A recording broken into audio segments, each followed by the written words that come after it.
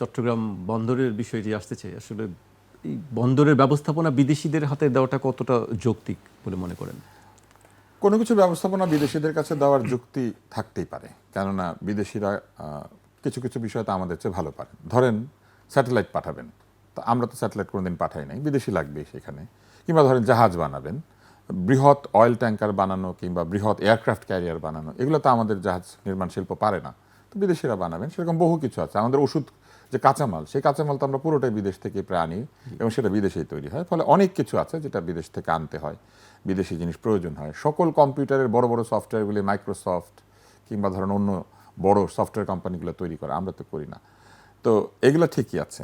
যেটা আমার কাছে মনে হচ্ছে যে ডিউ প্রসেসের মধ্যে দিয়ে যেতে হবে। It shouldn't be through a selection or a closed selection.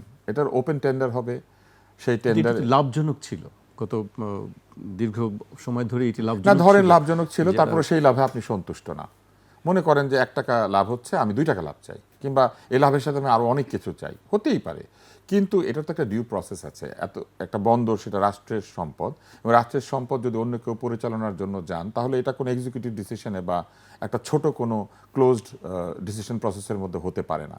এটা ওপেন টেন্ডার হবে, পৃথিবীর সব জায়গা থেকে যারা বন্দর পরিচালনা করেন তারা টেন্ডারে অংশ নেবেন, সেই টেন্ডার বিবেচনা করা হবে এবং সেইখান থেকে যারা সবচেয়ে উপযুক্ত তারা পরিচালনার দায়িত্ব পাবেন।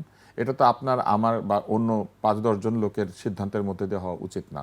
এটা প্রসেস মেনটেন করা উচিত। একইভাবে অন্য যে কোনো রাষ্ট্রীয় বিষয়ে যেগুলো আমরা ধরেন ইজারা দেই অথবা পরিচালনা চুক্তি দেই অথবা উৎপাদন পরিচালনা চুক্তি করি, সেটার তো প্রক্রিয়া আছে, সেই প্রক্রিয়ার মধ্যে দিয়ে যেতে হবে। যেটা আমাকে দুঃখ দিয়েছে সেটি হচ্ছে যে আমাদের প্রধান উপদেষ্টা বক্তব্যের মধ্যে বলেছেন যে ভারতে চিকিৎসার জন্য যান কেন, কারণ দেশে স্বাস্থ্য নাই।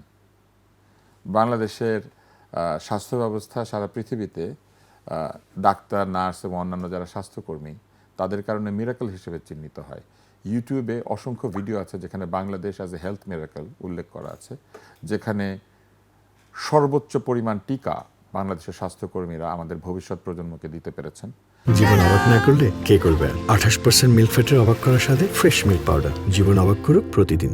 বাংলাদেশ নারী ও শিশুর মৃত্যুর হারকে এই অঞ্চলে সবচাইতে দ্রুত এবং সবচাইতে কার্যকরভাবে কমিয়ে আনতে পেরেছে। বাংলাদেশ নিউমোনিয়া থেকে শুরু করে অন্যান্য যে রোগগুলিতে শিশুর মৃত্যু হয়, সেই মৃত্যুগুলিকে কমিয়ে আনতে পেরেছে। বাংলাদেশ ডায়রিয়া, কলেরার মতো যে মহামারী, সেটাকে প্রতিহত করতে পেরেছে। বাংলাদেশ কালাজ্বর, যক্ষ্মা এবং এই ধরনের যে অসুখগুলি রয়েছে তার বিরুদ্ধে সবচেয়ে কার্যকর ব্যবস্থা নিয়েছে এই দেশগুলির মধ্যে আছে। এবং বাংলাদেশ এই অঞ্চলে এইডসের বিরুদ্ধে সবচেয়ে আমি বলবো যে নিয়ন্ত্রণকারী যে দেশগুলি আছে তার মধ্যে সামনের দিকে এগিয়ে আছে। আমি এতগুলি উদাহরণ দিলাম শুধু পাবলিক হেলথ অ্যান্ড কমিউনিকেবল ডিজিজের ক্ষেত্রে। কিন্তু আমি আপনাকে বলি না, কিন্তু আপনি বন্দর দিয়ে দিবেন দেন, একটা পুরা স্বাস্থ্য কমিউনিটিকে আপনি বলে দিলেন বাংলাদেশের স্বাস্থ্য নাই, ভারতে কেন যান। এবার আমি যদি বলি বাংলাদেশে তো অনেকে ঘুষ খান, তাহলে সেখানে বিদেশিদেরকে এনে বসিয়ে দেন।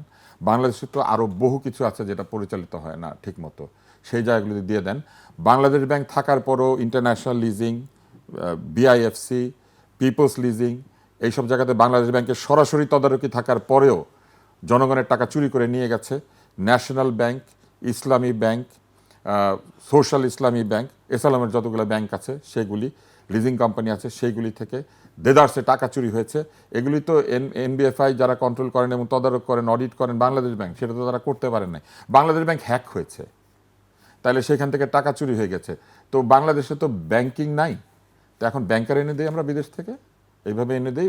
চেজ ম্যানহাটন আসুক, জেপি মর্গান আসুক, এসে বাংলাদেশের ব্যাংকিং ব্যবস্থা পরিচালনা করুক। আপনি একটা জায়গাতে কাউকে দিয়ে দিবেন দেন, আরেকটা পুরো কমিউনিটিকে আপনি বলবেন বাংলাদেশের স্বাস্থ্য নাই। আমি এটা কোনোভাবে, আমার কাছে মনে হচ্ছে এটা খুবই দুঃখজনক। এবং এই ধরনের উদাহরণ দিয়ে আরেকটা বিষয়কে জাস্টিফাই করাটা কোনোভাবেই সঠিক। আপনি বরাবরই স্বাস্থ্য খাত নিয়ে সোচ্চার, আমরা বলবোই। আমি আপনার সঙ্গে সময় পেলে আমি স্বাস্থ্য খাত নিয়ে কথা